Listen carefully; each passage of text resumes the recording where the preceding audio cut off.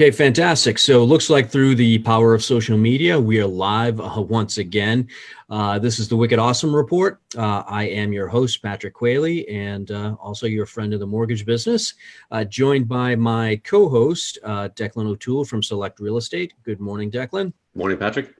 And we have a very special guest with an incredible background that I'm just dying to dig into, Demetrius Spinaeus. Now, hopefully I got that correct. Did I? Yes, absolutely. Okay, so Demetrius is joining us from Land & Sea Real Estate. Demetrius specializes in a lot of real estate development projects.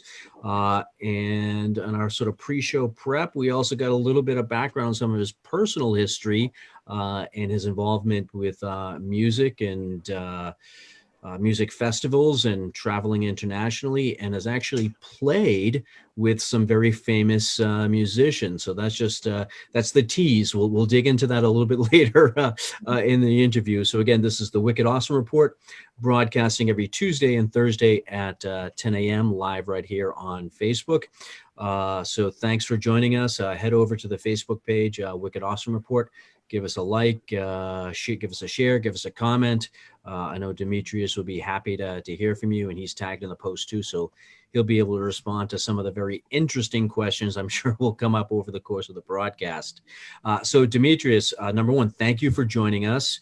Number two, thank you especially for joining us while you're on vacations. You're out of town and you're in your vacation rental and joining us.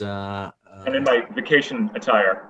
That's fine. So I realized, I didn't bring a collared shirt. Oh well. No, that's fine. That's, we can roll casual here too. Not a big a big deal at all. So you're involved in a lot of commercial real estate development, and that can mean a lot of different things to a lot of different people. So tell us a little bit about this. What sort of your area of expertise or speciality in that realm of real estate? So my wife and I are partners. We own Land & Sea Real Estate, which is based out of Andover. And our business, we do both commercial and residential. My wife runs the residential part. And I have a number of agents who work for me who do different specializations. Primarily what I like to focus on is development and investment. And what we've done a lot of in the last few years has been a lot of mill building redevelopment, like factory building redevelopment, ground up construction. Going to focus more so on multifamily and industrial development more than office, retail, or hotel. But that's kind of really where we live in that world, and that's where I have the most fun. Sure. And in those developments, are those condo conversions, or are they apartment buildings, or a mix of both? What's the end use there? All of the above. So we do a lot of mixed-use development, so ground floor commercial with apartments. We do a number of condo conversions. In fact, in the city of Lowell, we've done a number of mill buildings that have been converted into luxury condo lofts. Mm-hmm. Done that. And then the standard kind of ground up multifamily. Working on a couple now in the kind of 250 unit realm. Okay. And is that a typical size of a development for you? Yeah, they're usually about that size. Most of the buildings, the mill buildings are usually 150, 200,000 square feet that we're converting. And then, just because of metrics and investment numbers and pro formas, you have to usually hit a certain number of units because of construction costs have been so high because of taxes. Your numbers have changed drastically over the last couple of years. So you really have to maximize your living potential. Yeah. Economies of scale. That's it, exactly. Absolutely. And whereabouts are you seeing these developments? Is there any one geographical area that your clients and your business typically are in? Well, in general, I tend to focus north of Boston primarily in New Hampshire. I'm seeing a lot of these developments kind of in the secondary cities. Lowell, Lawrence, Haverhill is starting to become very hot. Those types of cities which are kind of on the MBTA line, okay. And towns where you have a workforce, but you also have a deficit of housing. Also, anywhere that has a university campus or a college campus, mm-hmm. even though they're not necessarily student housing, but they are catering to students. And that seems to be really where the interest is. So a town like Lowell, for example, you have 110,000 people, you've got 30,000 college students, and a massive deficit of housing. So that's one place that's very hot right now. Yeah. So let's put a little bit of a spin on that, because I think that's a good segue, sort of pushing out to the secondary cities with the current environment with COVID and the pandemic. And Declan and I, we've talked about on a couple of different shows sort of how that's impacting real estate in general, with sort of I guess it's somewhat common sense if you think about it. Just the psychology, the mindset of a lot of people is that they don't want to be downtown. They don't want to be so close to the city. They want a little bit more room. They want some more area just to spread out. And we're starting to see that developing trend of people pushing out from the urban areas more into the suburban, and even the next ring out, the exurban. Okay, so you had mentioned developments that are close enough to to public transportation when people do need to commute into the city. So what are you seeing sort of as pandemic related changes to what some of those developments are? Well, thank you. I'm seeing kind of the great exodus out of Boston, and in particular, since office work schedules have now changed, where people are coming in 2 or 3 days a week instead of 5 days a week, and that's becoming more of the norm, or the change of what an office environment has to be, where they want people working from home, only coming in occasionally, and just having fewer people in a space. I'm starting to see people, with also the fear of living in high density housing. Yeah. The idea is that, well, let's move out a little bit so we can have a little more space. So what I'm starting to see is towns on the train lines are starting to become very, very hot. They always have been, just for commuter purposes, but even now so more, because people don't want to sit in their cars. Yep. And the idea of only having to go in a couple of days a week. Now, of course, there's still at this moment the great fear of public transportation, but I still feel that I think that's going to alleviate to a certain extent once they figure out distancing on the different rail cars. Yep. But I think any of these towns on the train lines are going to be very, very hot at this point.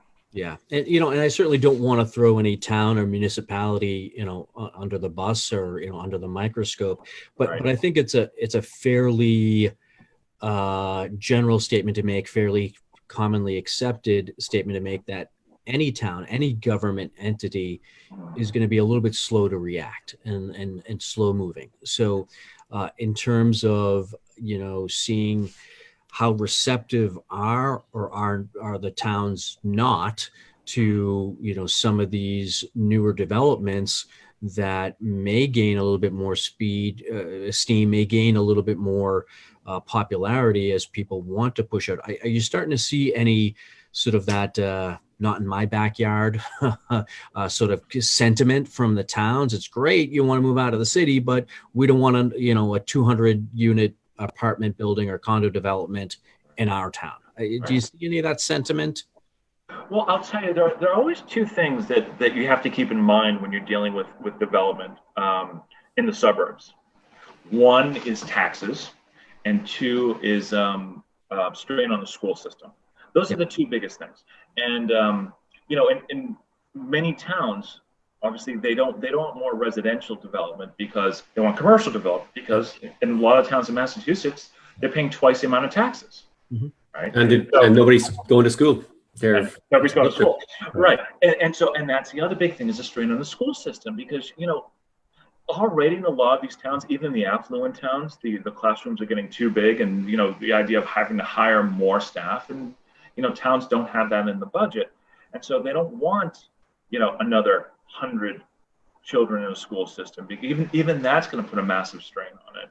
Yeah. And a lot of these towns are having to build bigger facilities, bigger high schools, just to now accommodate for it.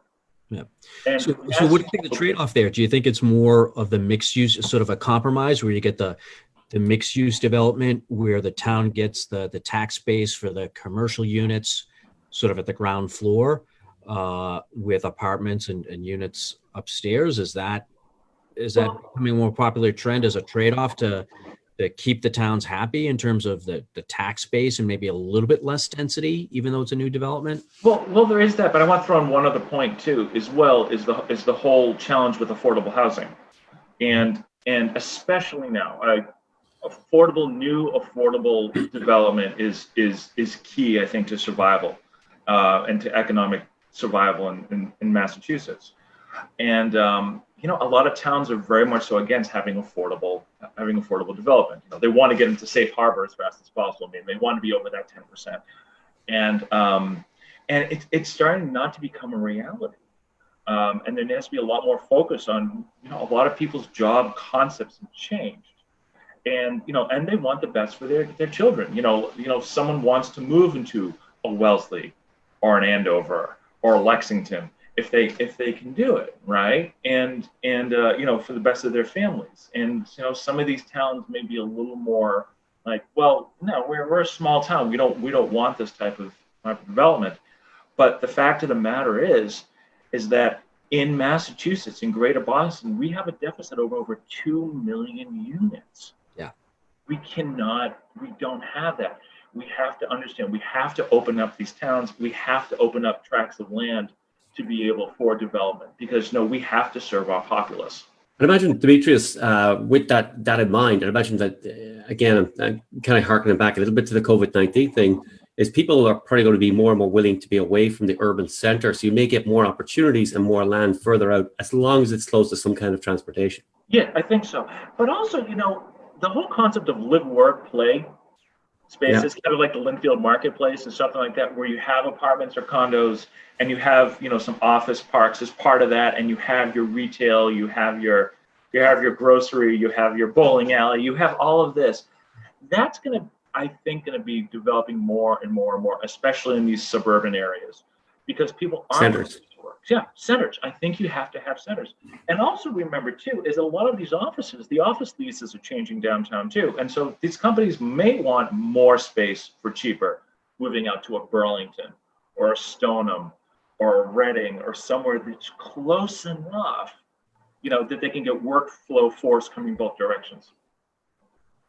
Yeah, I'd say that the office tends to, I think we talked about this a little in the past, is office going to industrial. I mean, I think that even towns outside of the city are looking for a little less office, because there's the concern about vacancies, and Right. that's more so the case right now. Correct. And industrial is the other darling, which has been for the last so many years anyway, with the change of retail and distribution. But now, I mean, God, everything's going to industrial, because look what Amazon has done throughout this last few months, right? And they're buying up warehouse and distribution spaces left and right. And all of my investors who were originally doing office and retail or hotels are like, I want to get into an industrial park, right? Yeah. Which, for the foreseeable future, that's the way to go. Yeah, well, so Demetrius, I know you're based on the North Shore. I'm on the South Shore, Mhm. and I'm not too far away from the old Naval Air Station in Weymouth. Mhm. Union Point, and that's now called.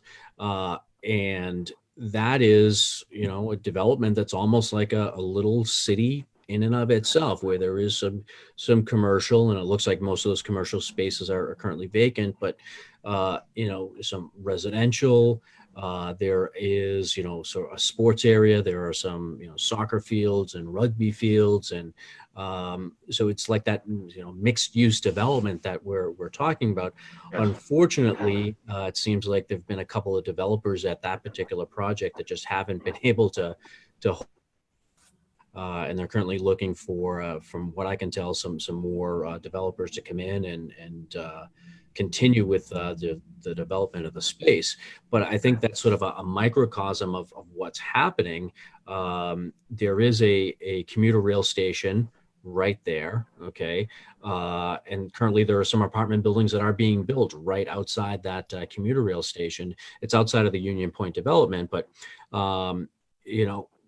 and as you mentioned, Amazon, that was one of the places that was talked about. Well, is Amazon, is Union Point one of the places that Amazon can locate to with industrial space? I mean, it certainly had enough space to, to do it.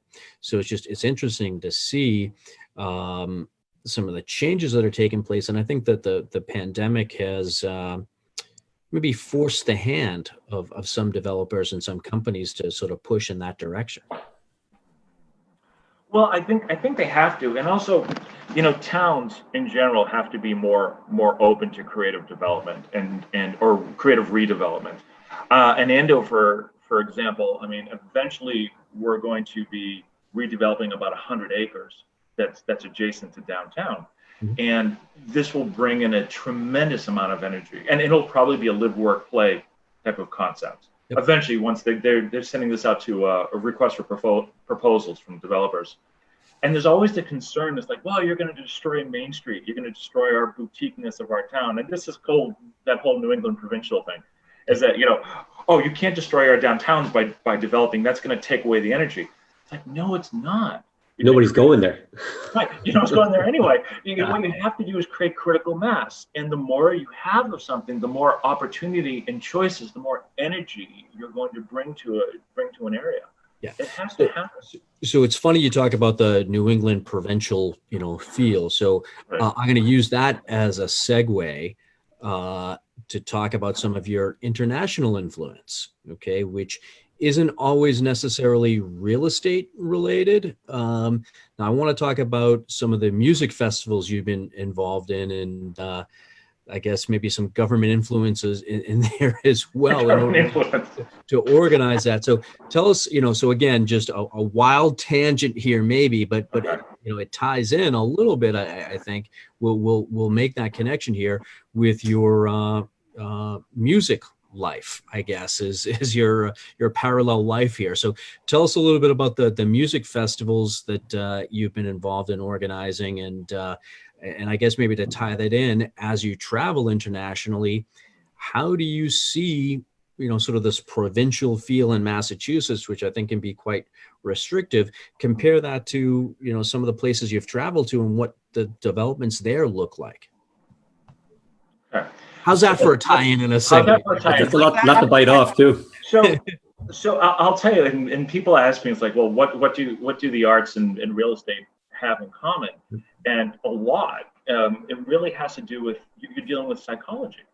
In every instance, you're dealing with psychology, and you're either dealing with how people perceive things, or in sales and real estate, how you would like people to perceive things.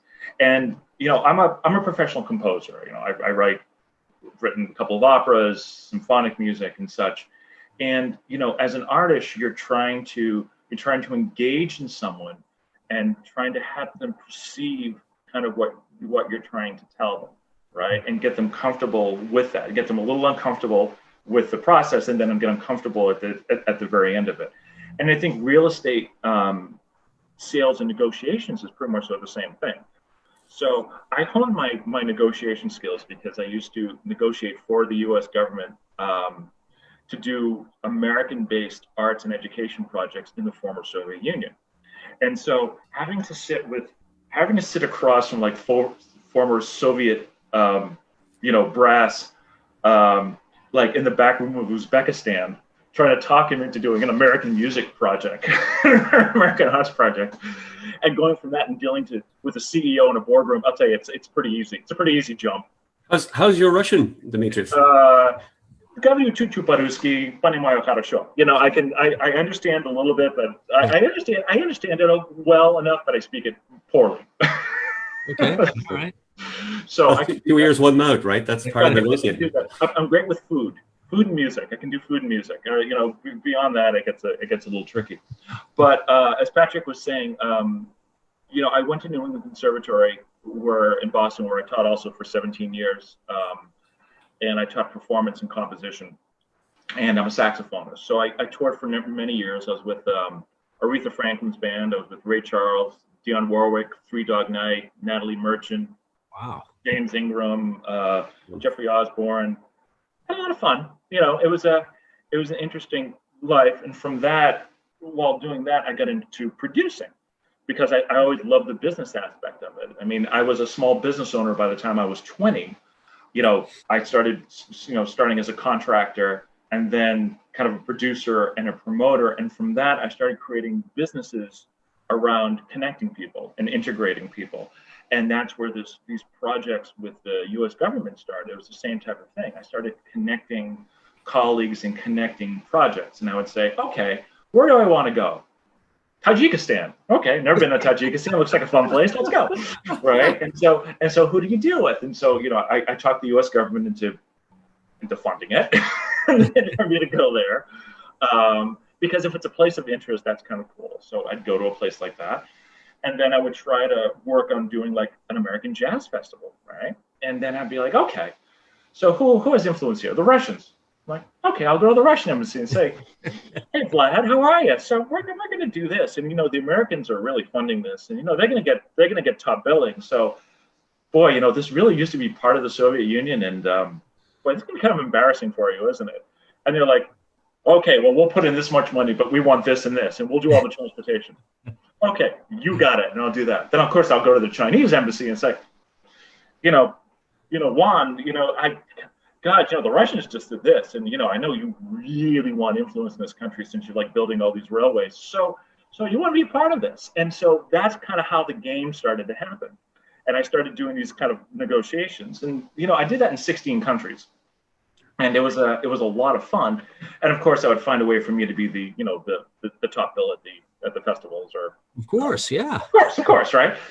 And part of that too is that I would part of my dealing with partnering with the U.S. Embassy was I would give lectures on American culture. So I'm a Fulbright scholar in American studies. So I would give talks on history and government and American philosophy, and also incorporate the arts into that. And business. And a lot of these lectures were also on business. So I would go to all these different colleges, or I'd go out to these little villages and try to engage in dialogue with people about American culture and say, this is what Americans are all about. So, and I really enjoyed that. So that was quite a lot of fun. So just maybe, I don't know, a weird question, but when we talk about maybe the Russian and the Chinese influence, how much censorship was there in terms of the speeches that you would give at the colleges? Was there any sort of vetting process for what you had to talk about, or what you were allowed to talk about? I'm going to say this straight out. We're all friends here, Demetrius. It wasn't the most comfortable situation. So, and we don't have time for all this, but I've been threatened multiple times. I'd almost been arrested about a dozen times. I'd probably died almost about a dozen times. I've had machine guns stuck in my face. Okay, we definitely have to do some more interviews, Demetrius. Yeah, we will. I've been. I was bombed once. I was in a bomb once. I was in a plane crash on the runway in Russia. I was bombed in Azerbaijan. I was stuck in a hailstorm in flash floods up in the Himalayas. I was stuck in a sandstorm in the Afghan desert. I was chased around by the Uzbekistan by the former KGB because they thought I was going to start a pro-democracy riot. Which life are you on right now? Yeah, all of which makes you probably overqualified to work to work in the world of real estate with developers. And this is fun. See, it's a lot safer, but but this is fun too. I mean, it's the same kind of fun because I'm still doing the same thing because I like creating projects. Mm-hmm. So I mean, one of my clients will have a piece of land. I'm like, all right, what can I create here? And who do I bring into partner? And that's kind of what I really love about real estate is, okay, I can find the developer. I know the architect. I know this, but I want to be the integrator to bring everybody together. And then, okay, I like to find the equity. Same type of thing. Instead of going to the Russian government, I'm going to such and such corporation. Hey, you want to be a part of it? Yeah. So, hopefully this is a good euphemism that you like. I mean, basically, you're the straw that stirs the drink. You're just bringing it all together. As long as I'm not the straw that breaks the camel's back, yeah. Okay, fair enough. Yeah. And that's what I enjoy about it. And it was fun for a long time, but then I was based out of New York City, and it was just kind of, it started getting harder, and I'd stopped being fun, and then it just became like, this is ridiculous. Why am I doing this? Mm-hmm. And then I reconnected on Facebook with a woman who I had a crush on since I was like 6 years old.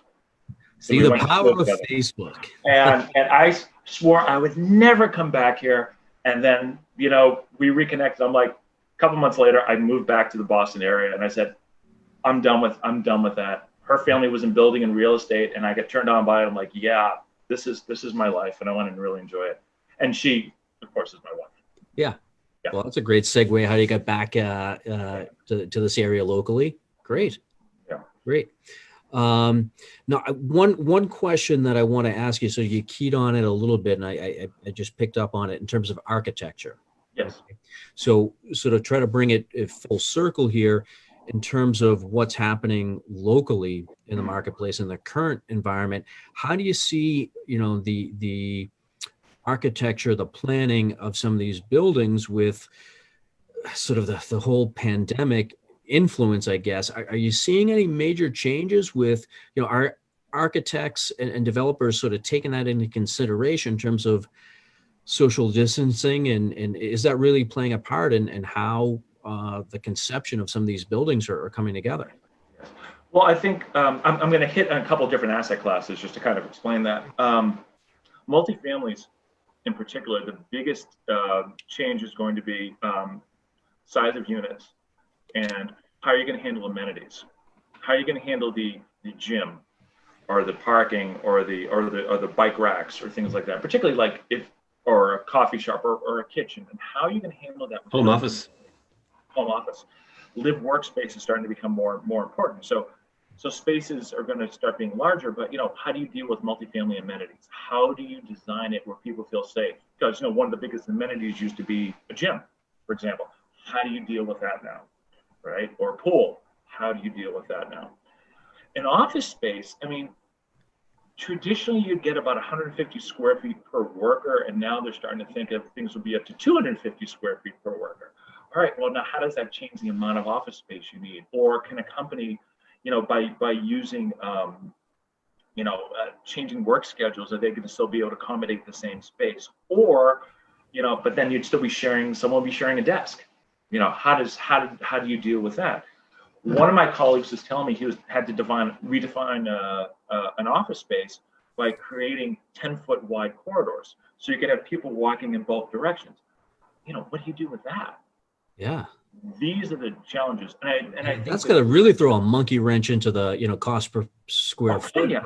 development. Yeah. And I think the biggest impact is going to be on restaurants, because if you have a metric with your restaurant where you had to have 50 seats that turned over every hour and a half, what if now you're regulated to 25 seats? Where's your, in the same space? How does that work your numbers?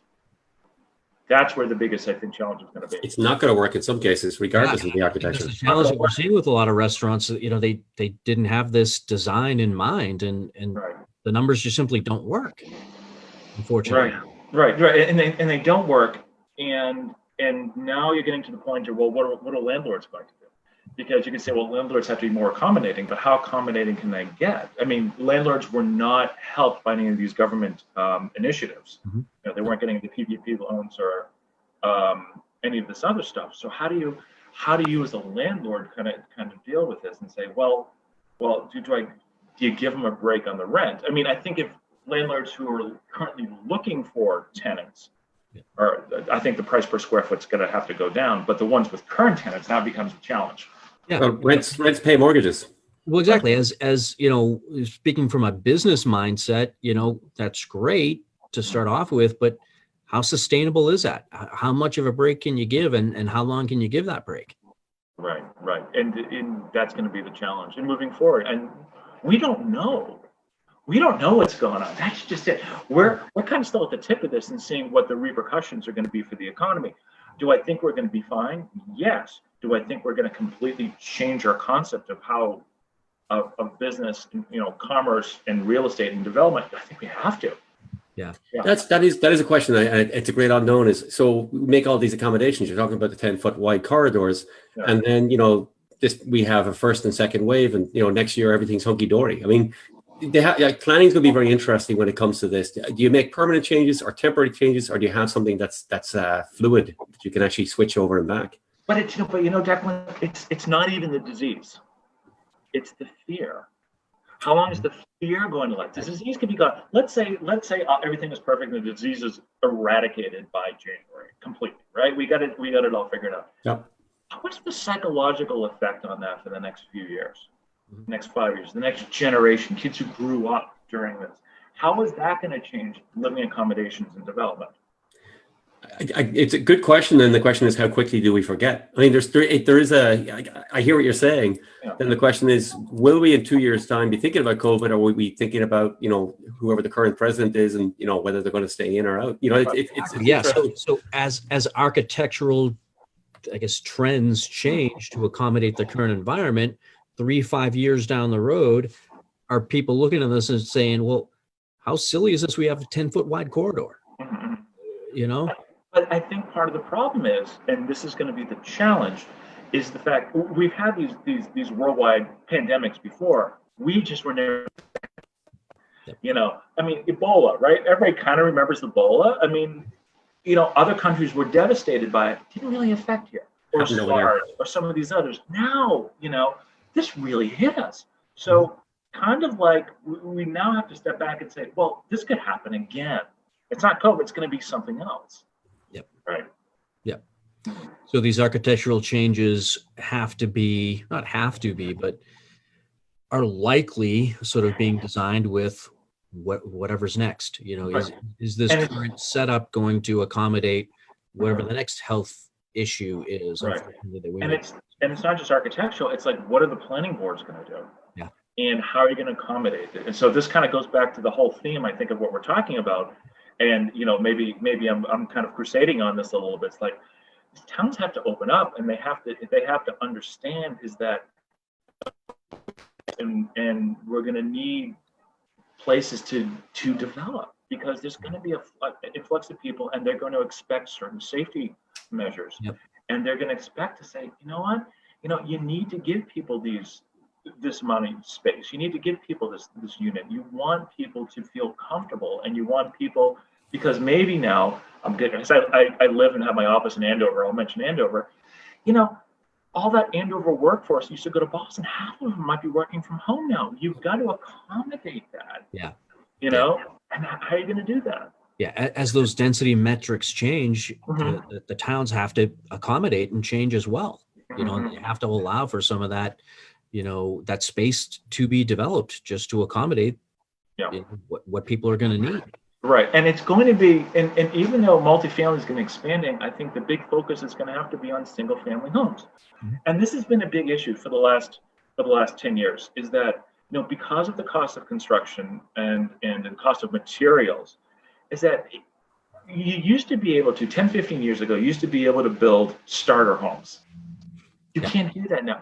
A builder can't make money unless he has $1 million home, just because he has to pay off everybody and the cost to make any type of profit. The concept of the starter homes is gone. Yeah. Well, and maybe a topic for another show. Yeah. But I still see, and maybe it's gaining speed, I don't know, the whole tiny home development, where you've got less living space, more condensed, but maybe because of that, you need less area.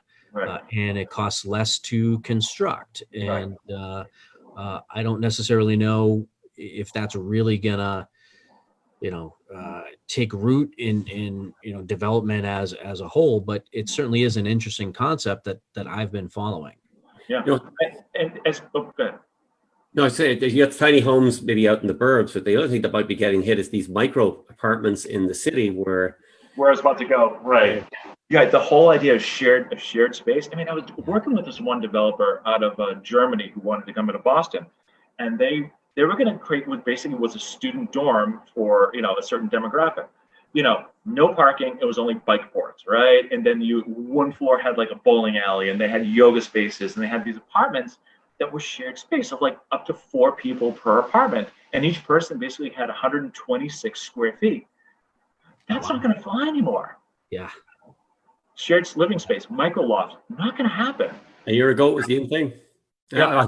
4 months ago was the in thing. 4 months ago was a big thing, right? And I, getting those things approved, it's like, why would anybody want that now? Yeah. Why would anybody approve it? Right. Why would anybody approve it? Yeah, I can't see the current state of regulations wanting to approve something like that, and I can't see the current psychology of a tenant, Right. wanting to live in that kind of environment right now. Right.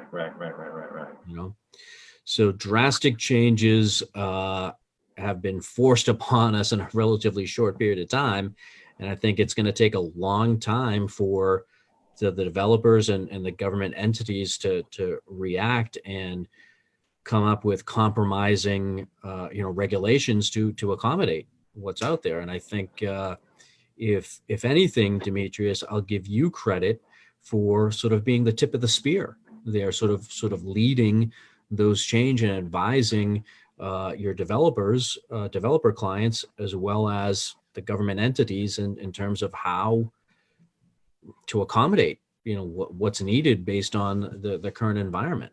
And this is why we need good salesmen like Declan, to like people who can act you, but because you have to convince. You have to convince the towns, and you have to convince the butters. It's like, well, what? This is why are you building this here? It's like, because this is going to raise your property value. This is going to raise the environment. There's all these amenities that are going to come here. Yep. This is what's going to help you in the long run. Okay, yeah, great. You have this building that's down the street from you, but what is it going to do for your town?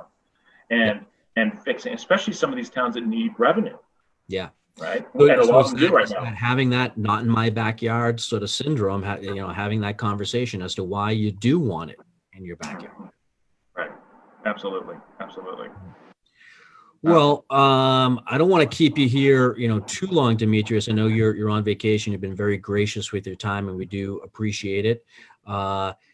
As we wrap up, anything that we haven't talked about that you think is important that we should bring up in terms of what your business is, what your music career is? And I gotta have you. I have to have you back on to dive into talk about more of that. But in today's call, anything that we didn't talk about, do you think that we should? No, I think the main thing is there are two parts of this. Is one, I think we have to be very understanding of the changes happening, and people don't know, especially with their jobs, people don't know what's happening in the economy right now. And you have to be kind of a little more understanding about such things. Granted, we all have to make money, and landlords have to make money and such, but I think we have to work together to do that. That being said, what I want to close with is that I kind of find myself the eternal optimist about things, and I know everything is going to be fine. It's going to be different, fine and different. And we just have to embrace the change, because there will be a change. The new abnormal, as I've heard Patrick Quilley say on the podcast. So one of the phrases I've coined out there, it's the business as unusual. Business as unusual, and that's okay. And then we're going to figure it out, as Americans always do. We're going to figure it out, and we're going to adapt, and that's going to be fine. That's the American way. That's what happened here for generations. So I certainly do have faith, as you do, that we will figure it out, and we'll get through it. But you're right. We got to work together to make it happen. Yeah, absolutely. Very cool. So let's start to wrap up here. So want to thank Demetrius for joining us. Demetrius Spinaeus from Land & Sea Real Estate.